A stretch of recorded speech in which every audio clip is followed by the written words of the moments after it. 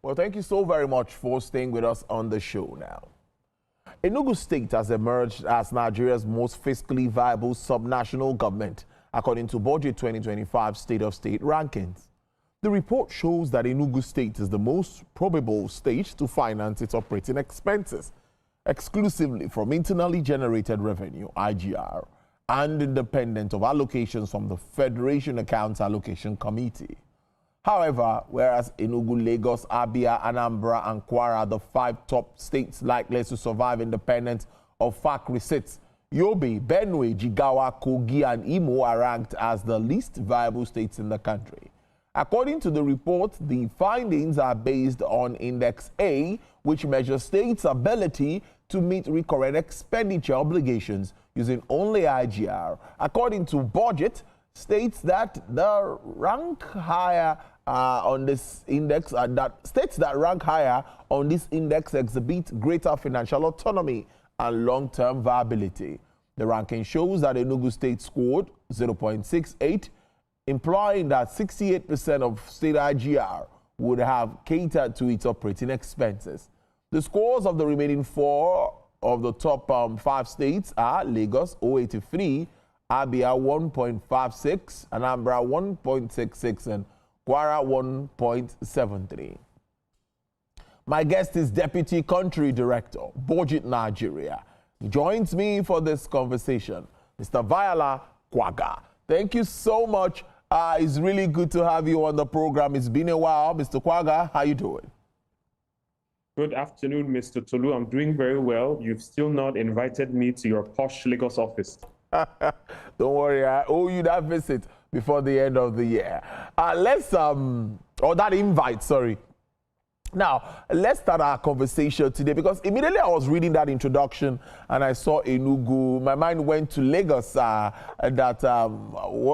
is happening when we talk about IGR and FAC. I thought that, or I used to think that Lagos used to, be doing pretty well there. But let's just allow you give us an overview of this report and what is BudgiT trying to achieve with the State of State report. I know it's been on for some time. Thank you so much, Tolu. It's always a pleasure to speak with you and to talk about one of our flagship offerings. As you know, BudgiT is a civic tech organization that aims to primarily simplify the Nigerian budget. And, over the years, we've realized that a lot of attention is not being paid to the subnationals.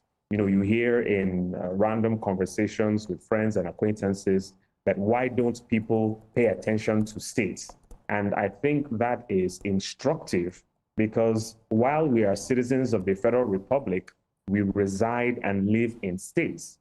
So the State of States report is our investigation, it's our assessment, it's our evaluation of the fiscal health of the states. And by fiscal, we mean budget, we mean spending, we mean revenue, we mean, financial management. We mean, how does the state earn its money, spend appropriately? How does it, get money from federation transfers and use the development, among other things? So the State of States is a tool that you can use to check the pulse of whether your state or wherever you live in Nigeria is, performing well according to our various metrics or sub-indexes. And very quickly, I will just go through the 5 of them. I mean, you talked about a couple of them in your opener, but just to give, your audience or your viewers an insight into what we are looking at and what we measure. So the State of States is a ranking. Now, we are ranking states.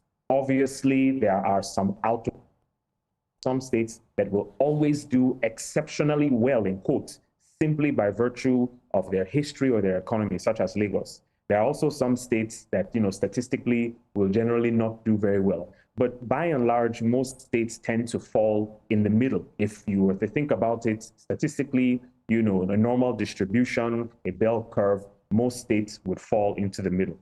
So looking at our index, we have 5. The first, Index A, looks at how well states are able to match their operating expenses with only their internally generated revenue. So we say hypothetically, what if states only have IGR? Would they be able to pay their personnel costs and their overhead? The second looks at IGR growth year on year. And for those of us who are interested, please take a look at the reports. You'll see, it would interest you to see the states that performed well in Index A and Index A1. I mean, that would explain their performance in the overall ranking. So Index C looks, or rather Index B, looks at the state's ability to use its total revenue to pay for its operating expenses and its loan repayments. So let's say the state could combine its IGR and its FAC. Would it be able to cover its operating expenses, personnel, overheads, and loan repayments? That's Index B.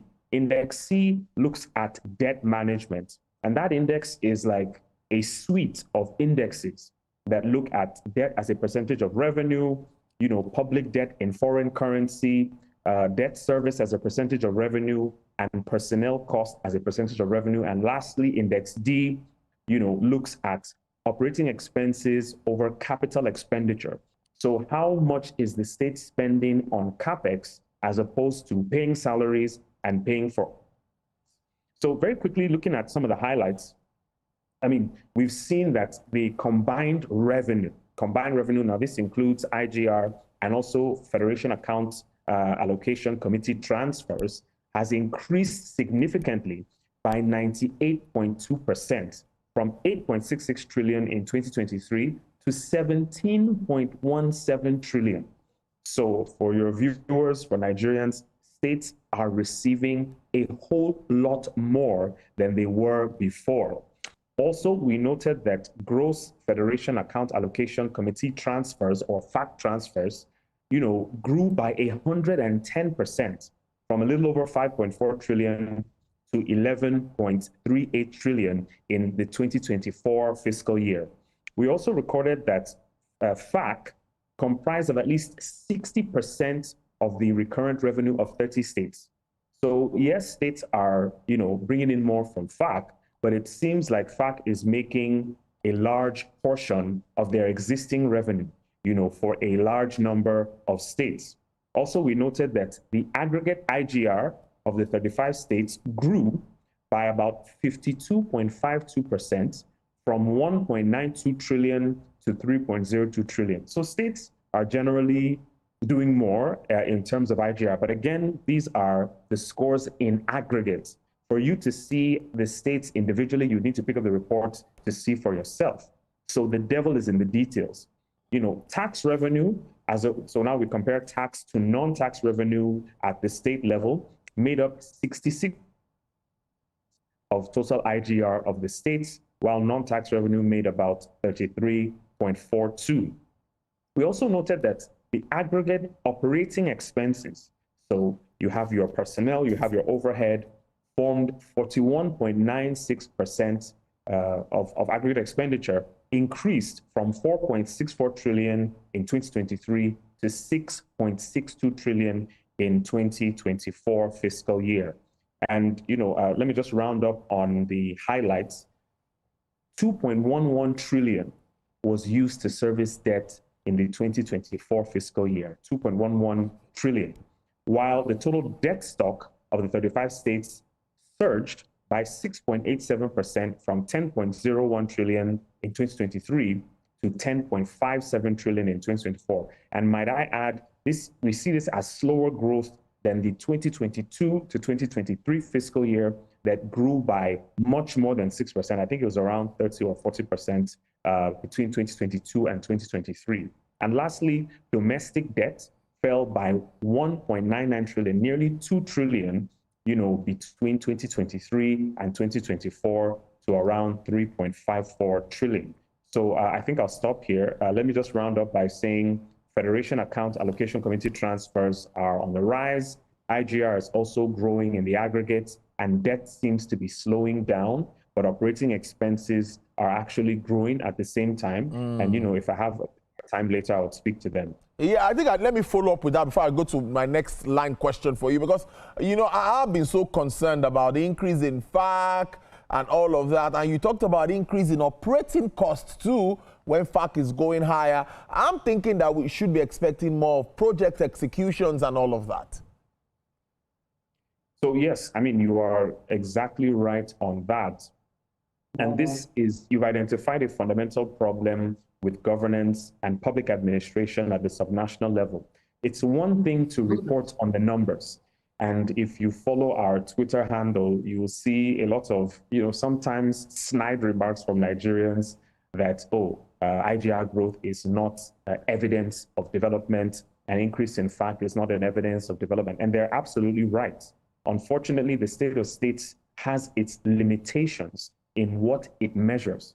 And, you know, we've had a series of conversations with our global director, who even announced during the launch of the report that we are going to look into expanding our methodology to look more at impact evaluation and impact assessment.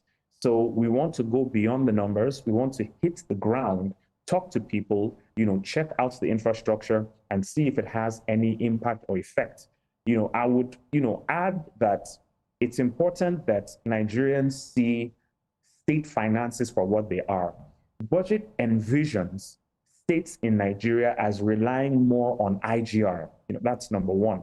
We want states to grow their IGR more and depend on FAC less, so FAC can be used for other developmental projects. Secondly, we want to see budget implementation.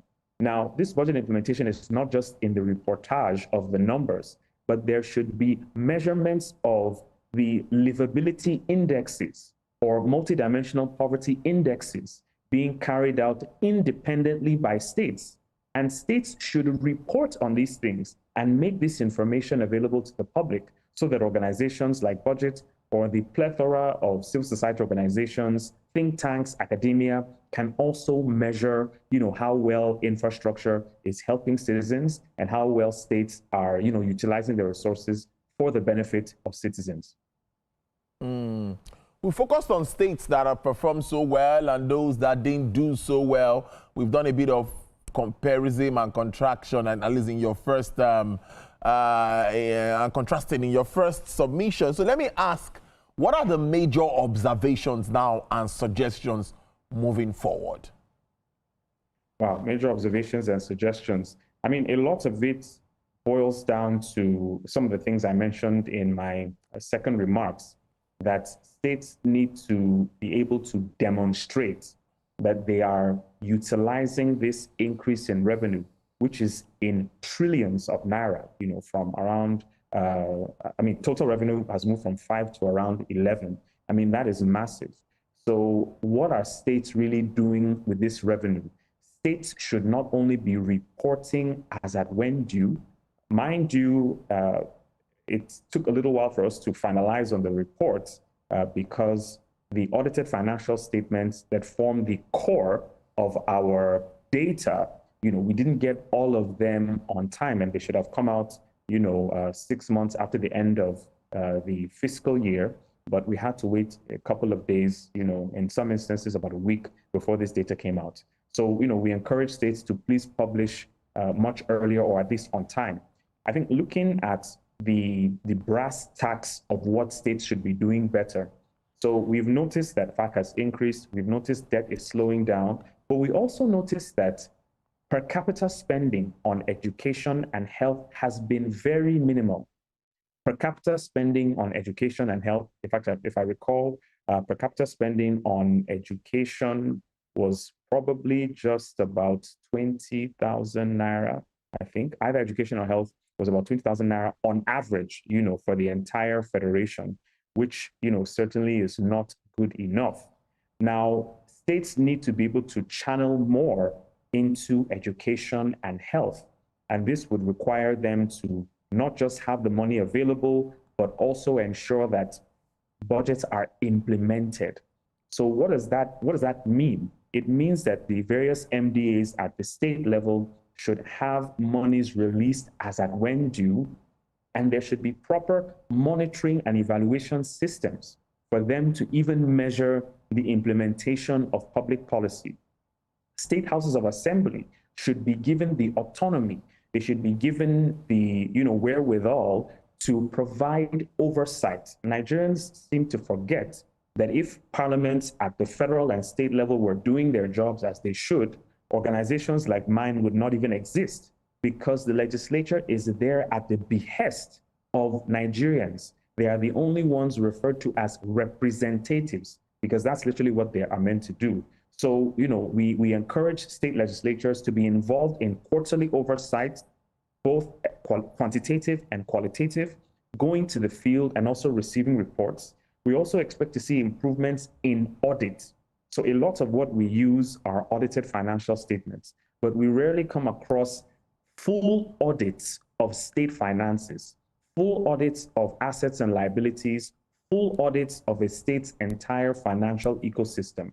We believe that where the state auditors general are given, autonomy, they will be able to do their jobs without fear or favor, providing evidence, providing information for states to improve, because, all of this assessment, evaluation, and critique is for the states to improve.